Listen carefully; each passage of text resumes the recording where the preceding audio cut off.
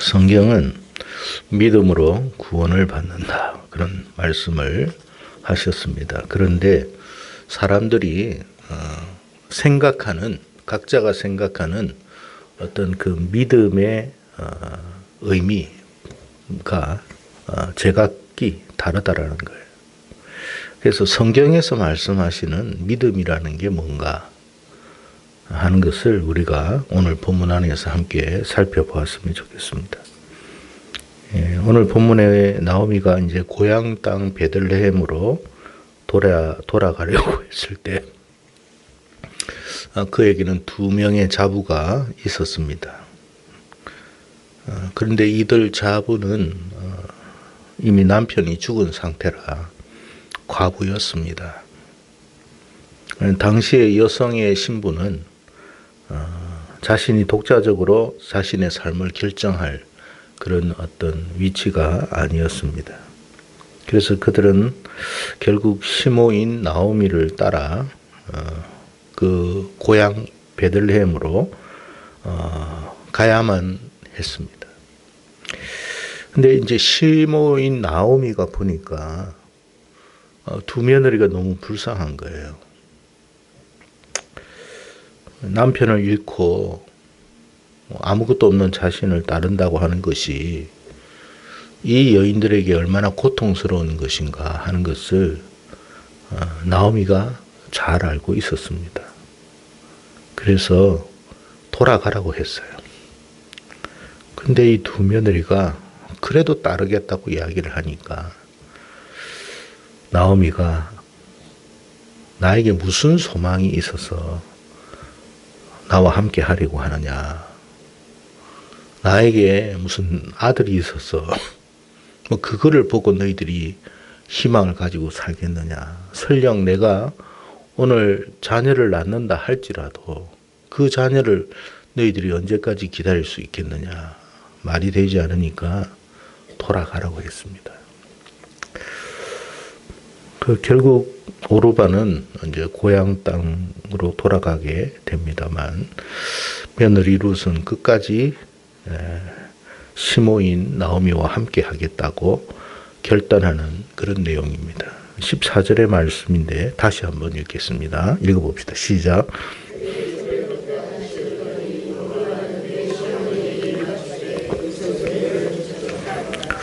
여기 우리가 주목하고자 하는 단어는 붙잡다라는 단어입니다. 히브리 말로는 단어로는 따베카라고 쓰이고 있습니다.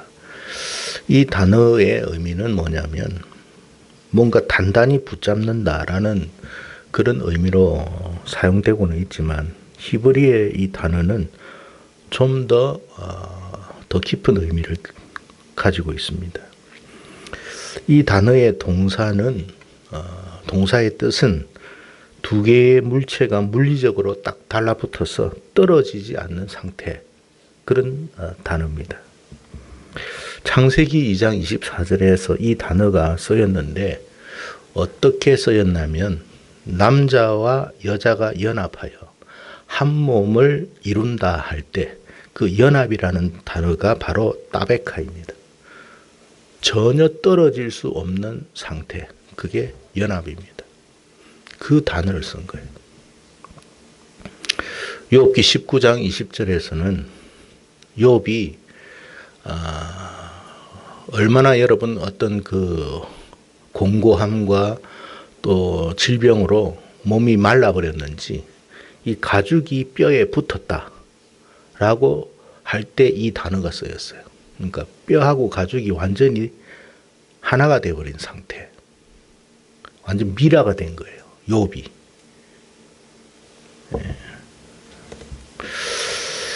영어로는 이렇게 이 단어를 쓰고 있습니다. Remain faithful. 변함없이 충성을 바치다. 변절하지 않는다는 의미를 가지고 있습니다. 변함없이 충성하여 변절하지 않는다. 그러니까 며느리인 룻이 지금 어떤 마음으로 시모 나오미를 따르려고 했는지를 보여주고 있는 거예요. 그게 붙쫓는다라는 단어입니다. 그럼 룻이 도대체 나오미의 무엇을 보고 이처럼 붙쫓으려고 했는가 하는 것이에요. 오늘 본문 16절에 이런 말을 합니다. 어머니의 백성이 나의 백성이 되고 어머니의 하나님이 나의 하나님이 되시리니. 그러니까 룻이 나오미를 이 붙쫓으려고 했던 것은 그 어머니가 믿고 있는 하나님, 그 어머니의 신앙, 그 신앙이 나의 신앙이 되고자 했다라는 거예요. 어머니의 백성이 내 백성이 되기로. 그러니까 이 룻은 바로 믿음 공동체 안에 자기가 속하고 싶은 그 간절함이 제일 컸다라는 거예요. 하나님께서 주목하고 계시는 게 뭐냐 하면 바로 이거예요. 다시 말하면 믿음이라는 게 뭐냐? 붙쫓는 것이다 이 말이에요. 완전히 하나 되는 거예요. 떨어질 수 없는 상태. 우리 주님을 붙쫓는다라고 할 때 어떤 상황 속에서도 떨어지지 않는, 결코 변절되지 않는, 그게 믿음이다. 상황의 어떤 처지의 형편에 따라 달라지는 것이 믿음이 아니라는 거예요. 믿음이라는 것은 어떤 상황에서도 정말 자기에게 어떤 것을 기대할 것도 없는 그런 처지임에도 불구하고 그 주님을 포기하지 않겠다는 마음. 그게 믿음이다. 그걸 말하고 있는 거예요. 그러니까 우리가 일반적으로 생각하는 믿음으로 구원받는다라고 하는 그 어떤 얄팍함의 믿음이 아니에요.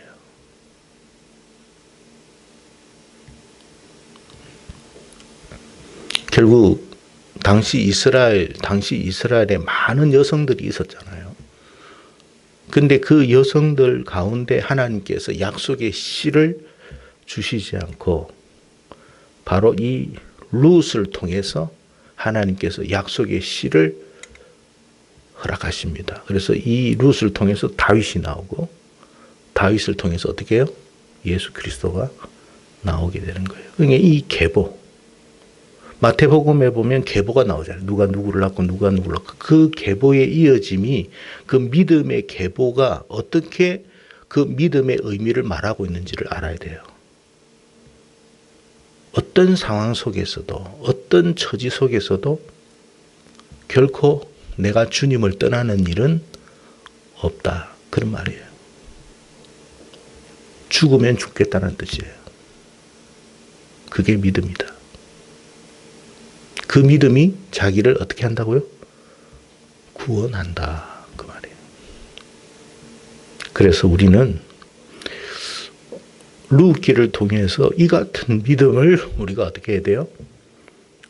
소유해야 된다는 거예요. 여러분, 오르바가 결코 부도덕한 여인이 아니에요.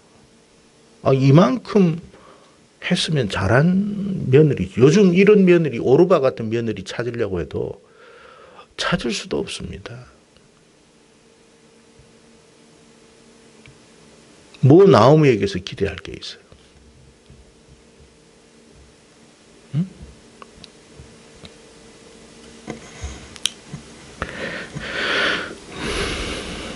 룻이 나오미에게서 뭔가를 어떤 인간적인 세상적인 기대할 것이 있어서 나오미를 따르고자 했던 게 아니에요.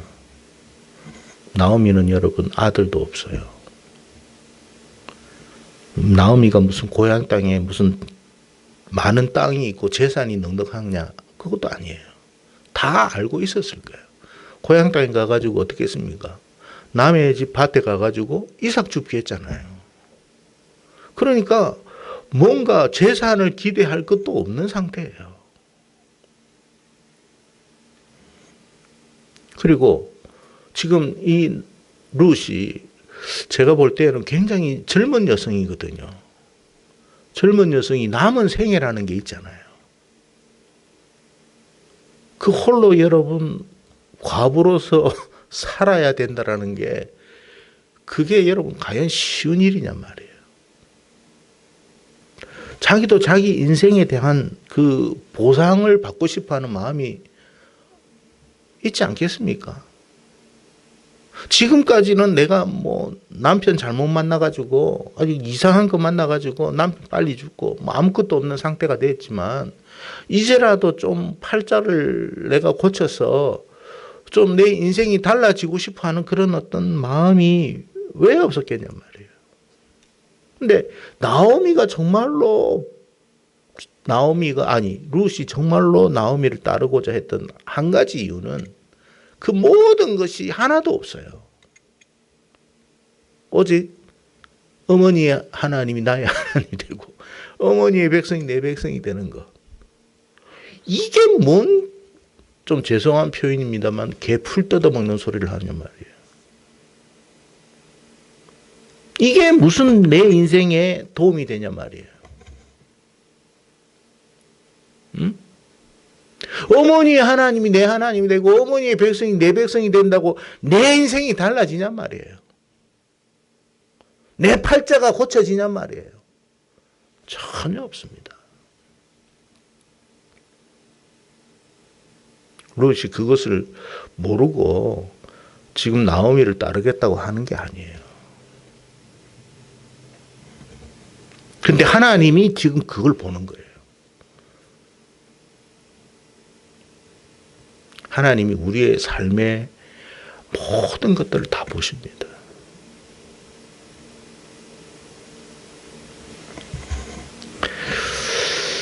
그래서 여러분 오늘 본문에서 우리는 나오미의 두 며느리를 통해서 어떤 교훈을 얻을 수 있는가를 생각해 봐야 돼요. 오르바와 룻이라고 하는 이 두 며느리는 어쩌면 정말 이 땅에서 주님을 따르겠다고 하는 두 종류의 사람과 같습니다. 근데 여러분 진짜 믿음이라는 게 뭐냐면 대부분이 아마 오르바처럼 아마 삶을 선택할 거예요. 내가 정말 믿음의 길을 갔어. 근데 뭔가 이제 희망이 더 이상 보이지 않아. 하나님을 믿는다고 하면 뭔가 희망이 보이고 소망이 보이고 뭔가 기대할 만한 것이 이렇게 보여야 그리고 이제 남은 인생을 좀 이제 따르느냐 마르느냐 이렇게 결정이 될 텐데 지금 나오미에게서 기대할 만한 게 아무것도 없어요.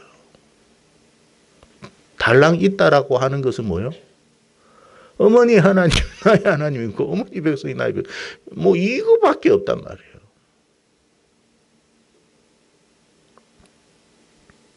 그래서 어떻게 해요?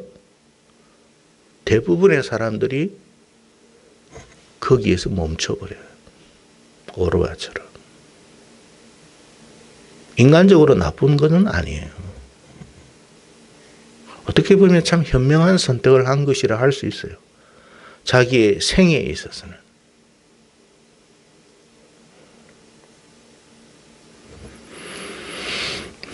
그러나 여러분 우리가 남은 생애가 조금 행복해질 수는 있겠지만 그걸 기대하고 우리가 어떤 것을 선택할 수도 있겠지만 정말 우리가 끝까지 놓치지 말아야 할 게 있다면 그게 뭐냐면 하나님의 나라예요. 그래서 주님이 뭐라고 그랬어요? 먼저 하나님 나라를 구해라. 하나님 나라 구했더니 내 인생 망가지게 생겼습니다. 내 인생 남는 게 하나도 없을 것 같고 내 인생은 이렇게 허망하게 끝날 것 같은데요? 라고 대부분의 사람들이 생각하게 돼 있다는 거예요. 아무것도 안 보여요. 나이는 늙어가죠. 점점 들어가죠. 늙어가고 나이가 들면 몸은 약해져가고 가진 것은 없고 누가 내 인생을 보장해주고 보상해주겠냐는 말이에요. 아닌 말로 나옴이 따라가가지고 심어 죽으면 혼자서 거기서 누가 내 인생을 돌보겠냐는 거예요. 뭐 아들이 있습니까? 자녀가 있습니까? 누가 있습니까? 누가 이방 여인을 거들떠 보겠습니까? 그런데도 가는 거예요. 뭐만 보고? 하나님 아버지 보고. 이 놀라운 일이에요. 그게 믿음이다. 그러니까 모든 걸 포기한 거예요. 룻은. 네가 정말 하나님의 나라를 위해서 모든 걸 포기할 수 있느냐는 거예요. 너의 고향, 네 고향으로 돌아가라고 그랬잖아요. 네 부모에게로 돌아가라고 그랬잖아요. 네 친척에게로 돌아가라고 그랬잖아요. 그리고 네 인생 살아라고 했잖아요. 그걸 다 포기할 수 있겠느냐? 하나님 나라 때문에.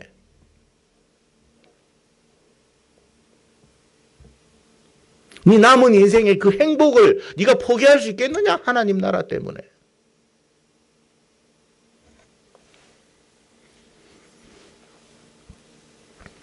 룻은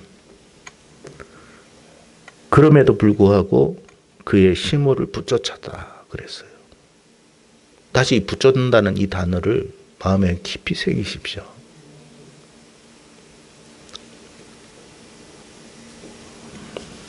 결혼할 때 남자와 여자가 연합한 것, 그게 붙잡는다는 단어예요. 근데 요즘 어떻게 해요? 약간 자기의 상황이 불리하고 좋지 않을 것 같으면 쉽게 이혼하죠.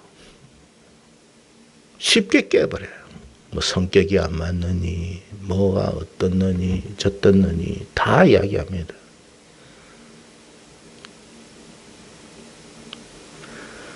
그건 연합이 아니에요. 남자와 여자가 연합하는 것은 결국 예수와 우리가 하나 되는 것과 똑같은 것을 이야기하는 거예요. 그래서 우리가 신앙의 길을 걸어가고 예수님을 따르겠다고 하는 것은 바로 그런 의미예요. 예수님이 여러분 따르는 사람들이 다 떠날 상황에 주님이 제자들을 향해서 이런 말을 합니다. 사람들이 다 나를 떠나가는데 너희들은 어떻게 하려느냐 그럽니다. 그때 베드로가 하는 이야기가 있죠. 예. 뭐라고 이야기했어요? 예. 영생의 말씀이 여기 계시는데 우리가 어디로 가겠습니까? 그게 믿음이에요. 그러니까 뭘 보고 따랐다는 거예요, 예수님을. 영생의 말씀, 하나님의 나라. 주님 따라봤자 아무것도 볼 것이 없다라는 것이 이제 딱 판명이 되는 상황 속에서도 주님을 따라갑니다. 우리가 예수 믿고 교회 다니면 사업도 잘 되고 건강도 회복하고 집도 하고 자식도 잘 되고 좋은 대학 가고 좋은 데 결혼하고 뭐 이렇게 저렇게 되면 우리가 하나님을 따르겠습니다. 그건 누구나 할 수 있어요. 욥기를 보면 하나님께서 사단을 시험합니다. 그때 사단이 뭐라고 이야기하냐면 욥을 하나님이 축복해 주시니까 욥이 하나님을 섬기는 거지 그가 가지고 있는 건 다 가져가 보십시오. 아마 틀림없이 하나님을 저주할 것입니다. 그렇게 이야기했어요. 그래? 한번 해봐. 그랬습니다. 결국 어떻게 됐습니까? 하루아침에 자기의 모든 걸 다 잃어버렸어요. 자식 잃었고 재산 잃었고 어떻게 재난이 일어나도 그렇게 일어날 수 있습니까? 자기는 몸이 병까지 들었어요. 모든 게 다 망가졌습니다. 아내는 떠나버렸습니다. 친구라고 정말 생각했던 사람은 자신의 뭔가 문제가 있을 것이라고 그렇게 비난하고 조롱만 합니다. 뭘 가지고 있겠습니까? 그럼에도 불구하고 욥은 하나님을 떠나지 않습니다. 그게 믿음입니다. 하나님은 우리에게 이와 같은 믿음을 원하고 계시는 거예요. 그 믿음이 너를 구원할 것이다 라고 한 거예요. 그게 붙잡는다는 거예요. 근데 우리는 믿음이라고 하면 단순히 믿습니다. 아멘 할렐루야. 그리고 상황이 되면 어떤 형편과 처지가 좀 어렵고 곤란해지면 언제 주님 그랬냐는 식으로 그냥 막 입이 막 이만큼 나오고 그냥 떠나가니 어떠느니 교회를 다니느니 마느니 그럽니다. 우리에게서는 욥과 같은 일들이 한 번도 일어나지 않았어요. 그 중에 한 가지도 일어나지 않았는데도 그럽니다. 그러면서도 우리는 어떤 생각을 하느냐? 믿음이 있는 것처럼 생각합니다. 근데 정말 하나님이 원하시는 믿음은 오늘 룻과 같은 믿음이라는 거예요.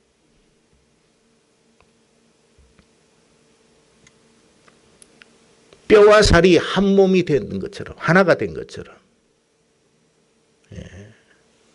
분리될 수 없는 그게 믿음이야.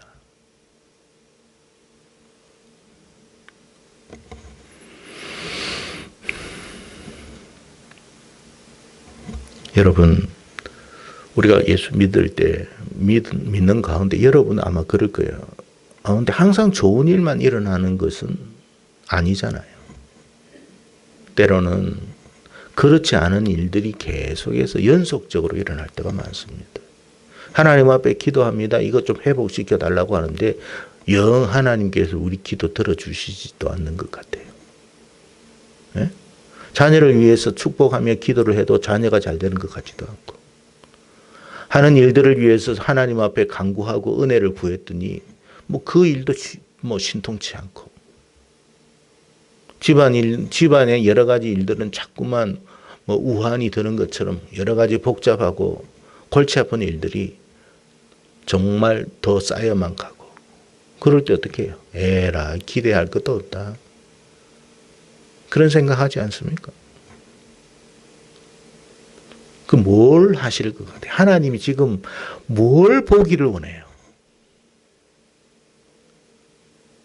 우리에게서 정금 같은 믿음을 원하는 거예요. 네가 그런 상황에서도 여전히 나를 따르겠느냐? 그때 우리가 하나님 앞에 고백해야 하는 것은, 주여, 그럼에도 주님을 포기할 수 없습니다. 저는 주님을 결코 떠나지 않을 것입니다. 그 말 한마디 듣고 싶은 거예요. 하나님이 우리를 괴롭히고 싶은 게 아니라 그 말 한마디 듣고 싶었던 거예요. 여러분, 룻은 앞으로 어떤 일들이 펼쳐질지 아무것도 몰랐습니다. 하나님이 그를 향해서 무엇을 지금 준비하고 계시는지 전혀 그는 알지를 못했습니다. 마찬가지입니다. 하나님은 우리를 위해서 놀라운 걸 준비하고 계십니다. 그러나 우리의 눈에는 아무것도 보이지 않습니다. 당장 지금 눈앞에 펼쳐져 있는 것은 힘듦과 어려움과 공고함밖에 없습니다. 그러나 여러분, 그 너머에 하나님이 예비하신 것이 있음을 믿는 것이 믿음입니다. 하나님은 성경을 통해서 이미도 그러한 예들을 우리에게 수차례 말씀하셨습니다. 문제는 뭐냐면 그 말씀을 우리가 믿느냐는 거예요.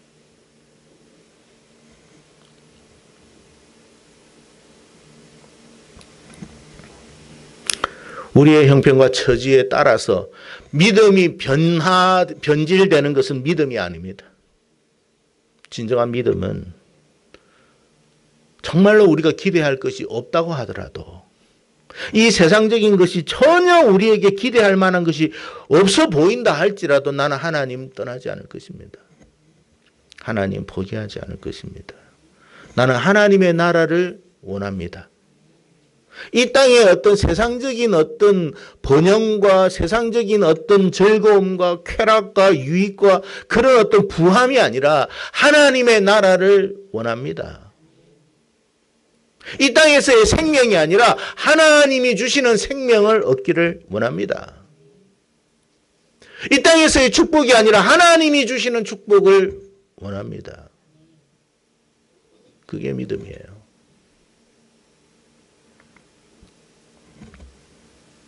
그래서 여러분, 우리가 살아가면서 룻과 같은 상황에, 욥과 같은 상황에 처할 때가 있을 수 있다는 거예요.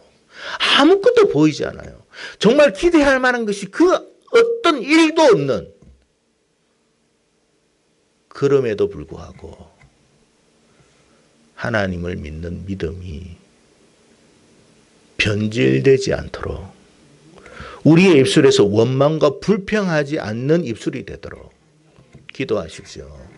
이스라엘 백성들이 광야에서 맨날 만나요, 맨날 메추라기냐라고 원망하고 불평했습니다. 하나님이 뭘 예배하셨습니까? 그들이 광야 이후에 들어갈 젖과 꿀을 땅을 예비하셨잖아요. 젖과 꿀이 흐르는 땅을. 하나님은 우리를 이 세상에서 부르실 때 아무 생각 없이 부르신 게 아니에요.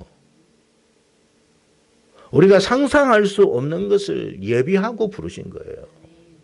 그런데 정말로 그 나라를 믿느냐는 것이 중요하다는 거예요. 그 나라를 믿는 사람만이 끝까지 따라갈 수 있는 거예요.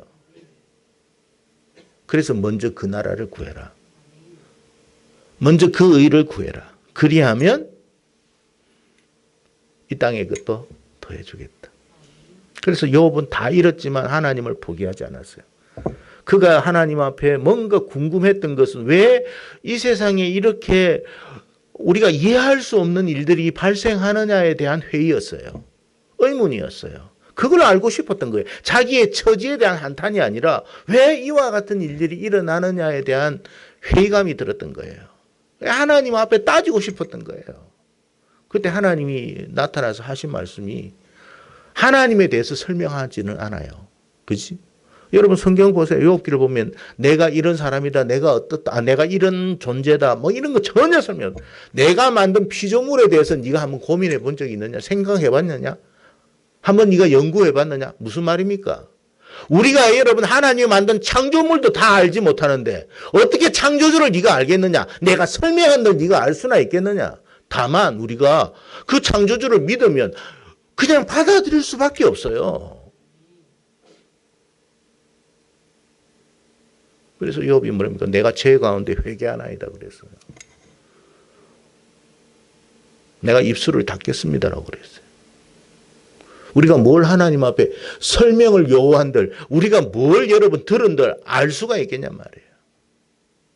하나님의 어떤 원리, 하나님의 어떤 법칙, 하나님의 경륜을 다만 믿음으로 우리는 수용할 뿐이에요.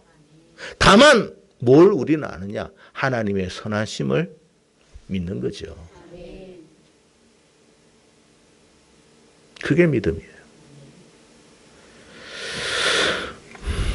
그래서 여러분 우리 인생에 있어서 정말 하나님이 우리를 다 테스트해요. 점검해요. 시험해요. 다 잃게 만들 때도 있어요.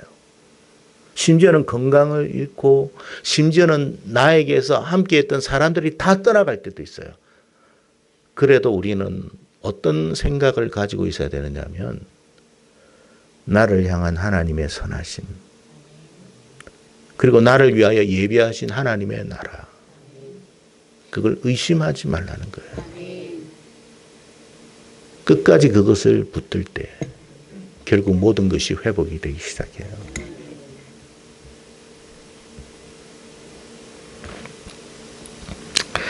마가복음 10장 29절과 30절에도 이렇게 말하고 예수께서 가라사대 내가 진실로 너희에게 이르노니 나와 및 복음을 위하여 집이나 형제나 자매나 어미나 아비나 자식이나 전토를 벌인 자는 금세에서 집과 형제와 자매와 모친과 자식과 전토를 100배나 받되 핍박을 겸하여 받고 내세의 영생을 받지 못할 자가 없느니라. 어려움은 있겠지만 100배의 축복을 받을 것이다. 믿습니까? 그게 신앙의 길이에요. 조금 어렵다고 교회를 나오느냐 마느냐 시험에 들었느냐 여러분 지금 우리가 시험에 들었다 안 들었다 이 이야기를 할 게 아니라 나에게 주실 축복을 위해서 내가 이 떨거지 같은 것들 때문에 영향받을 필요는 없다는 거예요. 내가 그 작은 것 때문에 내가 하나님을 포기해서는 안 된다는 거예요. 왜 내가 A라는 사람 때문에 나에게 주신 하나님의 그 놀라운 축복을 내가 포기하냐는 거예요. 믿음으로 걸어가야 되는 거죠. 그래서 여러분 우리는 세상의 그 어떤 것도 하나님 나라와 견줘서는 안 되고 우리에게 주신 이 하나님의 나라를 세상에 여러분 얄팍한 팥죽 한 그릇에 팔아버리는 어리석음을 범해서는 안 됩니다. 끝까지 우리가 하나님을 믿는 믿음으로 가야 될 줄로 믿습니다. 에스더서를 봐도 마찬가지예요. 여러분 에스더가 고아였어요. 부모 다 잃은 고아가 여러분 자라나가지고 페르시아의 왕후가 되었습니다. 이건 기적적인 일이에요. 있을 수 없는 일이에요. 근데 어떤 일이 일어났습니까? 자기 민족인 여러분 민족이 지금 다말살을 당할 지경에 처했습니다. 그러니까 모르드게가 사람 보내가지고 네가 뭐 왕을 만나서 빨리 한번 뭐라 말해봐라고 이야기합니다. 그런데 당시 페르시아의 어떤 여러분 규정에 의하면 왕이 부르지 않는데 왕후가 나가 왕후가 한두 명이 아닐 거 아닙니까? 막 엄청 많을 거 아니에요. 나간다면 어떻게 되느냐? 죽게 돼 있어요. 그러니 나갈 수도 없는데 자꾸 페르시아 왕을 만나라고 하니까 참 곤란하거든요. 그리고 자기가 잘못하면 지금까지 자기가 페르시아의 왕으로서 여러분 올라갔던 이 자리가 어떻게 돼요? 한순간에 다 상실할 수도 있어요. 잃어버릴 수도 있어요. 여러분 올라가기도 힘든데 올라간 것을 잃어버린다는 것은 여러분 정말로 끔찍한 일이죠. 두 번 다시 없는 기회인데 이걸 어떻게 잃어버려요? 그러니까 고민이 많았겠죠. 모르드게가 뭐랍니까? 우리는 다른 길로 인해 가지고 네가 그 자리에 앉아 있다고 너만 괜찮을 거라 생각하지 마라. 하나님이 다른 길로 우리를 구원하시지만 너는 그렇지 않을 것이다라고 이야기를 하니까 결국에는 이 에스더가 결단을 합니다. 에스더 4장 16절에 이렇게 말하죠. 당신은 가서 수산에 있는 유다인을 다 모으고 나를 위하여 금식하되 밤낮 3일을 먹지 말고 마시지도 마소서. 나도 나의 시녀로 더불어 이렇게 금식한 후에 규례를 어기고 왕에게 나아가리니 죽으면 죽으리이다. 모든 걸 포기한 거예요. 근데 놀랍게도 규례를 어겼는데 아수에로 왕이 뭘 내밀었어요?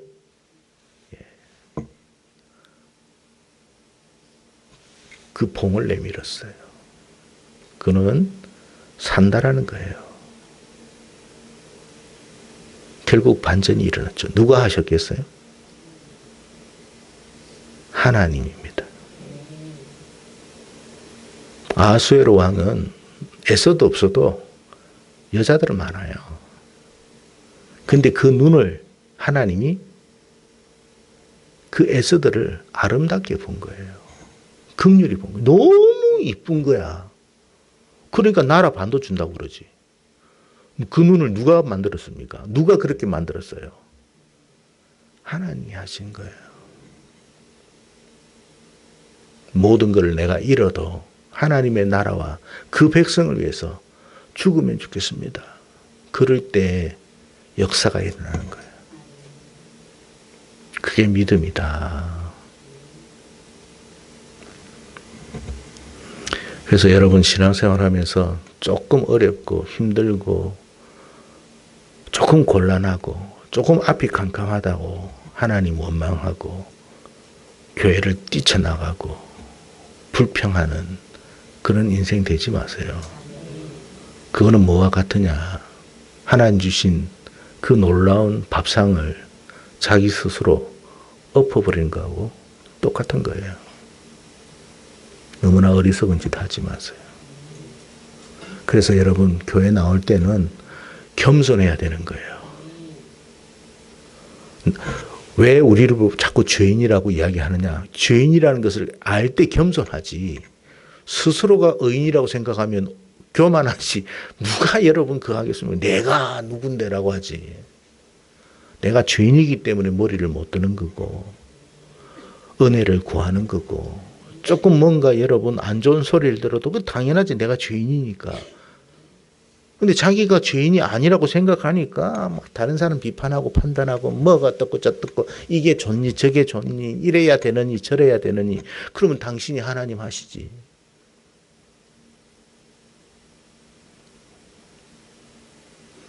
하나님이 분명히 살아계시다는 것을 우리가 항상 생각해야 돼요. 그래서 여러분 이 루기의 상황에서 하나님이 한 번도 안 나와요. 하나님이 등장한 내용이 없어요. 그런데도 하나님이 일하시잖아요. 우리 인생에 하나님이 한 번도 등장 안 해요. 그런데 하나님은 일하신다는 거예요. 믿음이 있으면 하는 거예요.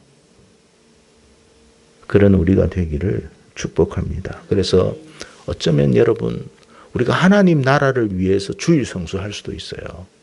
무슨 말이냐면 습관적으로 주일 성수하는 게 아니라 어떤 경우에 사람들에게 있어서 주일 성수하기가 너무나 힘든 사람이 있어요. 모든 걸 포기해야 돼. 그 사람은. 어떤 것을. 그런데도 주일 성수해. 하나님 그걸 보겠어요? 안 보겠어요? 봅니다. 그럼 하나님 어떻게 하시겠어요? 그가 잃어버리고 손해본 것에 100배로 채운다고 했어요. 그게 하나님 방식이에요. 그러니까 시간이 많아가지고 너무 할 일이 없어서 따분해서 교회라서 나와가지고 예배라도 드려야 되겠다 이런 게 아니고 내 인생에 있어서 정말로 이 주일 성수하다 보면 이거 정말 어떻게 보면 사업도 망할 수도 있고 어떻게 보면 정말 내가 회사에서 잘릴 수도 있고 여러 가지 곤란한 상황 속에서도 하는 거예요. 그럴 때 누가 하신다고요? 죽으면 죽으리라고 했는데 결국 그 뒤에서 역사하시는 이는 하나님인 거예요.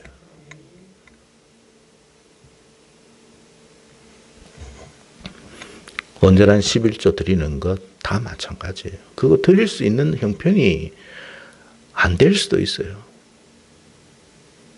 근데 죽으면 죽겠다는 마음으로 하는 거예요. 근데 그걸 누가 보신다고요? 하나님이 보시는 거예요. 근데 우리는 알아서 안 하잖아요. 이러다가는 죽겠다 싶어가지고. 이러다가는 망해가겠다 싶어가지고. 그럼 네 계산대로 살아라는 거예요. 하나님의 역사는 없어요.